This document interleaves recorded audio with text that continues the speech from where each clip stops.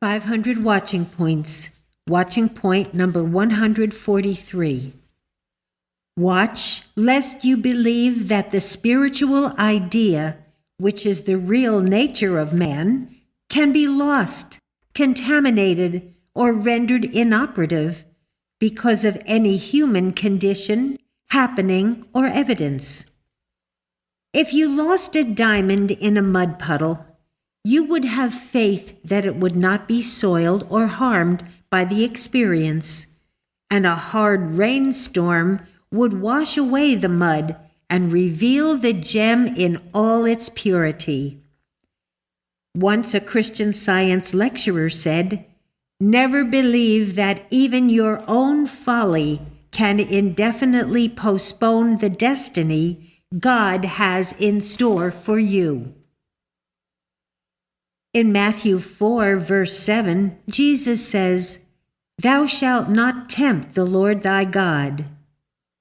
If the Lord is God transformed into idea or man, then our task is to realize that this Christ nature in ourselves or others cannot be lost, that it cannot be defiled or even tempted by any earthly suggestions or conditions.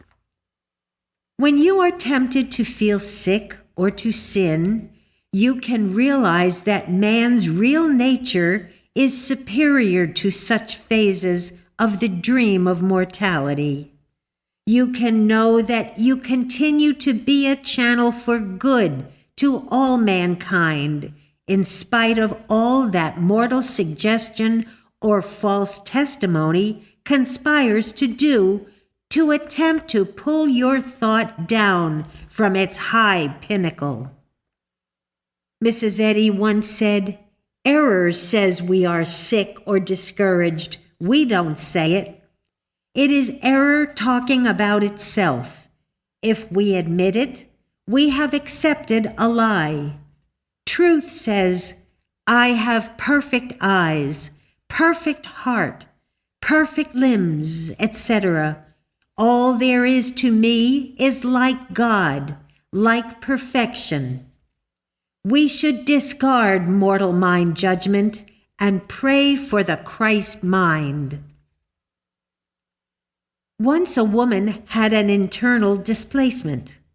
She was a Christian Scientist, but she was greatly tempted to submit to an operation because it seemed the only way to get relief. She started for her practitioner's office in order to tell her what she planned to do. But on the way, she became so grateful for Christian Science that she determined to live up to its teachings to the best of her ability, even if she were never healed of the physical disorder. Christian Science Sentinel, August 15, 1931. This lady experienced her healing right then and there.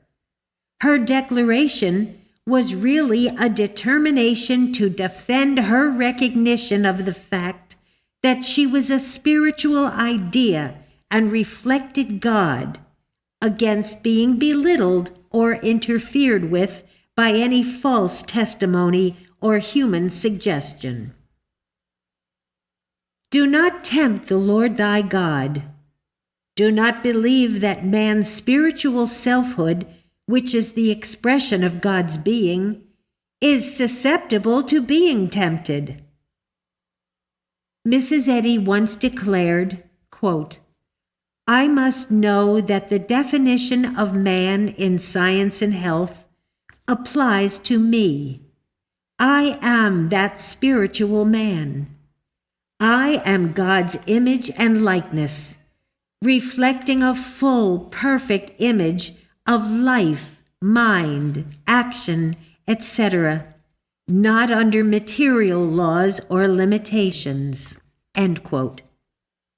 One could no more believe that this perfect selfhood could be tempted with evil than that a bullet aimed at an actor in a moving picture could harm him.